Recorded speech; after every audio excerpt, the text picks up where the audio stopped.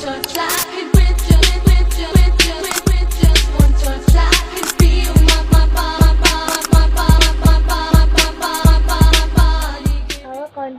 selamat datang dalam video panduan pelaporan SPT tahunan pajak penghasilan orang pribadi karyawan. Perkenalkan, saya Lutfi Nabila Alaya dari Akademi Perpajakan Pancabakti Pontianak, Kalimantan Barat. Pelaporan SPT di tahun 2026 ini beralih dari DJP online ke Capex. Sebelum lanjut ke langkah-langkahnya, kawan pajak harus menyiapkan dokumen pendukung yang dibutuhkan, seperti bukti pemotong atau pemungutan PPh dari pemberi kerja BPA 1, daftar harta atau aset dan daftar utang yang dimiliki, serta daftar anggota keluarga dan teman, dan dokumen pendukung lainnya yang dibutuhkan. Setelah dokumen pendukung sudah lengkap, maka selanjutnya kita akan membahas tahapan-tahapan yang akan dilakukan untuk melaporkan SPT. Simak sampai selesai ya.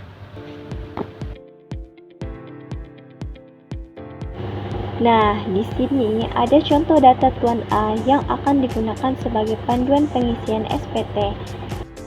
Masuk ke tahap pertama, yaitu login dan persiapan bukti potong.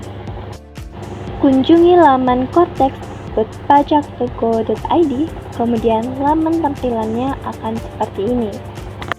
Pada angka nomor 1, pada ID pengguna diisi dengan NIK atau NPWP 16 digit. Pada angka nomor 2, yaitu kata sandi, diisi sesuai dengan password Cortex yang telah dibuat sebelumnya. Pada angka 3, yaitu kolom pemilihan bahasa, Anda dapat memilih bahasa Indonesia ataupun bahasa Inggris. Pada angka 4, yaitu kolom kode keamanan atau CAPTCHA, silahkan masukkan angka yang tertera pada gambar tersebut. Yang pada kolom 5, silahkan tekan login jika semuanya sudah benar. Yang selanjutnya yaitu tahap persiapan bukti potong. Nah, wajib pajak dapat secara mandiri mengunduh dokumen bukti potong yang sudah diterbitkan oleh pemotong pajak penghasilan pada portal wajib pajak, yaitu dengan cara klik portal saya pada angka 6 dan pilih dokumen saya pada angka 7. Pada angka 8, pilih lambang refresh agar muncul seluruh file dokumen yang tersedia pada portal wajib pajak. Pada angka 9, silakan dipilih file yang akan diunduh, dan pada angka 10, silakan gulir ke kanan untuk mengunduh dokumen bukti potong. Pada angka 11, pilih unduh untuk mengunduh dokumen bukti potong A1 atau BPA 1. Berikut ini adalah contoh tampilan bukti potong A1 atau BPA 1. Selanjutnya masuk ke tahap kedua, yaitu pembuatan konsep SPT. Pilih angka 1 surat pemberitahuan SPT dan drop down pilih surat pemberitahuan SPT pada angka 2. Yang selanjutnya, sebelum memilih buat konsep SPT, pastikan belum terdapat draft SPT yang sama pada daftar kolom jenis SPT. Pilih konsep SPT pada angka 3 dan pilih buat konsep SPT pada angka 4. Selanjutnya, pada angka 5, pilih jenis SPT PPh orang pribadi dan pada angka 6 pilih lanjut. Pada angka 7, pilih jenis periode SPT, SPT tahunan. Pada angka 8, pilih periode dan tahun pajak Januari 2025 sampai Desember 2025. Pada angka 9, pilih lanjut. Selanjutnya, draft SPT yang telah dibuat akan muncul pada menu konsep SPT. Terdapat informasi pada kolom yang tersedia berupa jenis pajak, jenis surat pemberitahuan pajak, dan masa pajak. Pastikan telah sesuai dengan karakteristik wajib pajak. Pilih lambang pensil untuk melakukan pengisian SPT pada angka 10. Selanjutnya masuk ke tahap 3, yaitu pengisian induk SPT bagian A sampai dengan bagian J. Pada induk SPT, secara default, formulir yang pertama kali tersedia pada konsep SPT PPh-OP meliputi formulir induk SPT dan lampiran L1. Pada bagian header, isian tahun pajak atau bagian tahun pajak, periode pembukuan dan status SPT akan terisi secara otomatis oleh sistem sesuai isian pada tahap sebelumnya. Pada angka 11, bagi WPOP karyawan seperti pegawai swasta, PNS, anggota TNI atau Polri, pegawai BUMN atau PUMD, silakan pilih sumber penghasilan pekerjaan. Pada angka 12, pilih metode pembukaan yaitu pencatatan. Pada angka 13, klik posting SPT, menampilkan data perpajakan berupa harta, utang, daftar anggota keluarga, bukti potong PPh, pembayaran dan lainnya, serta informasi waktu terakhir diperbarui. Pada induk bagian A identitas WP akan terisi secara otomatis oleh sistem baik NIK atau NPWP, nama, jenis ID, nomor telepon, dan email berdasarkan profil wajib pajak. Status kewajiban perpajakan suami dan istri diisi jika wajib pajak menjalankan pisah harta atau PH atau memilih terpisah atau MT. Untuk kasus ini dikosongkan. Selanjutnya bagian B, ikhtisar penghasilan neto.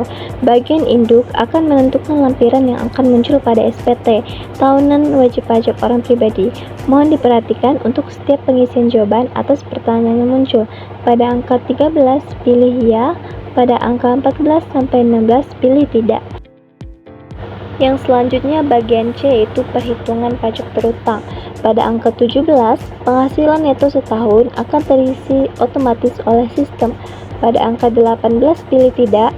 Pada angka 19, penghasilan neto setelah pengurangan, penghasilan neto akan terisi oleh sistem. Pada angka 20, pilih PTKP yang sesuai. Untuk kasus ini, dipilih TK0. Pada angka 21, penghasilan kena pajak akan terisi oleh sistem. Pada angka 22, PPh terutang akan terisi oleh sistem. Pada angka 23 pilih tidak, dan pada angka 24 PPh terutang setelah pengurangan PPh terutang akan terisi oleh sistem. Pada bagian D, kredit pajak, angka 25 pilih ya, angka 26 dan 27 tidak diisi, angka 28 pilih tidak, angka 29 akan terisi oleh sistem, dan angka 30 akan terisi oleh sistem sesuai dengan data pada Cortex. Angka 31 juga akan terisi oleh sistem. Yang selanjutnya bagian F, pembentulan, dan bagian G, permohonan pengembalian. Induk bagian F akan terisi jika status SPT tahunan wajib pajak kurang lebih atau lebih bayar. Induk bagian G dilengkapi jika status SPT tahunan wajib pajak lebih bayar dan mengajukan pengembalian PPh lebih bayar ke DJP. Sesuai dengan contoh kasus, maka bagian ini silakan dilewati. Selanjutnya bagian H, angsuran PPh pasal 25, angka 32 sampai 34 pilih tidak. Yang selanjutnya bagian I, pernyataan transaksi lain, angka 35 pilih ya, angka 36 dan 37 pilih tidak, angka 38 dan 39 terisi oleh sistem, angka 40 pilih tidak, dan angka 41 terisi oleh sistem. Yang terakhir yaitu J, lampiran tambahan, angka 42 sampai dengan 46 pilih no. Selanjutnya masuk ke tahap 4 yaitu pengisian lampiran. Pada lampiran pertama ada A, harta pada akhir tahun pajak. Untuk WP yang memiliki harta pada tahun pajak sebelumnya, maka untuk harta yang masih ada pada akhir tahun pajak, wajib dilakukan update kelengkapan data pada harta tersebut dengan memilih tombol pensil bagi tiap-tiap harta.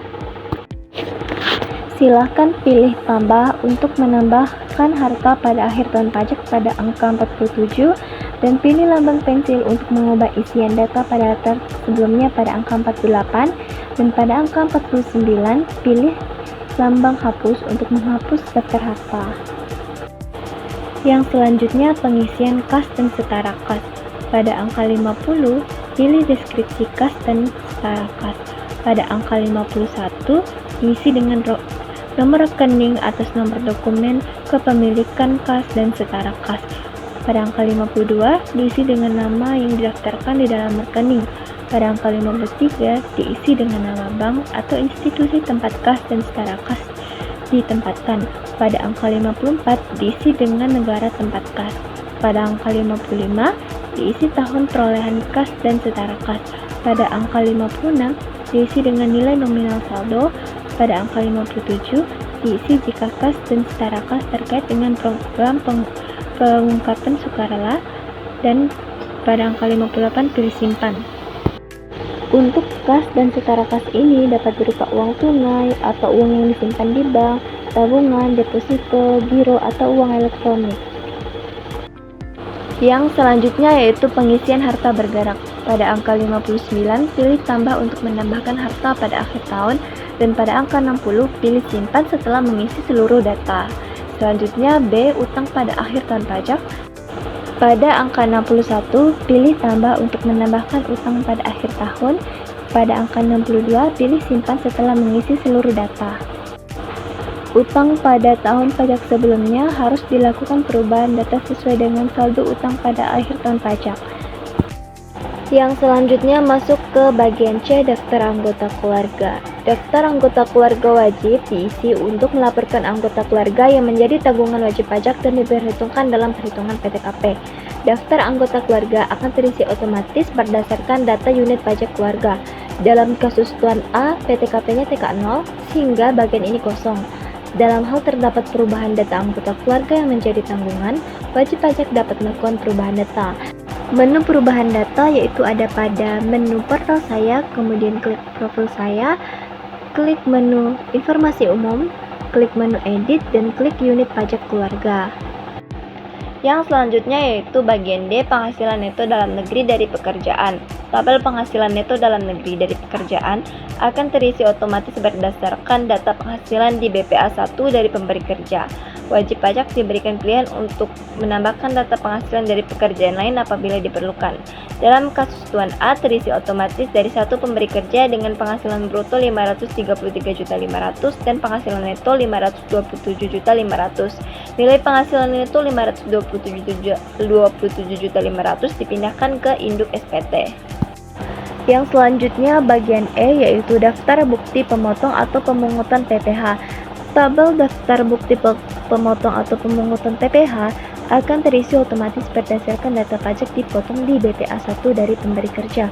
Apabila memiliki bukti pemotong lain, WP diberikan pilihan untuk menambahkan data. Dalam kasus Tuan A, terisi otomatis dari satu pemberi kerja sebesar 87.375.000. Selanjutnya, kembali ke SPT Induk. Pengecekan nilai pada induk. Pastikan nilai pada bagian C9 PPh terutang setelah pengurang PPh terutang sama dengan D10A apabila terdapat PPh yang telah dipotong atau dipungut oleh pihak lain. Apabila C9 sama dengan D10A, maka nilai E11A PPh kurang atau lebih bayar akan 0 atau nihil. Dalam kasus Tuan A, C9 sama dengan D10A sebesar 87.375.000. Setelah hasilnya nihil, maka SPT tahunan orang pribadi Tuan A siap dilakukan pelaporan. Selanjutnya tahap 5 yaitu penyampaian SPT.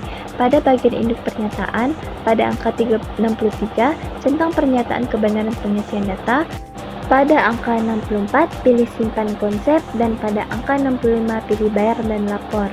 Selanjutnya, bagian tahap penandatanganan, pada angka 66 pilih kode otorisasi DJP. Pada angka 67, ketik paspres yang telah dibuat sebelumnya. Pada angka 68, pilih konfirmasi tanda tangan. Dan pada angka 69, pilih simpan. Setelah berhasil disimpan, dengan demikian laporan SPT tahunan orang pribadi telah selesai dilakukan. Maka, SPT tahunan PPh-OP Tuan A akan berpindah ke menu SPT dilaporkan. Pilih lambang mata untuk melihat kembali SPT yang telah dilaporkan. Pilih lambang download untuk melakukan unduh bukti penerimaan elektronik atau BPE. Pilih lambang cetak untuk melakukan cetak halaman induk SPT yang telah dilaporkan.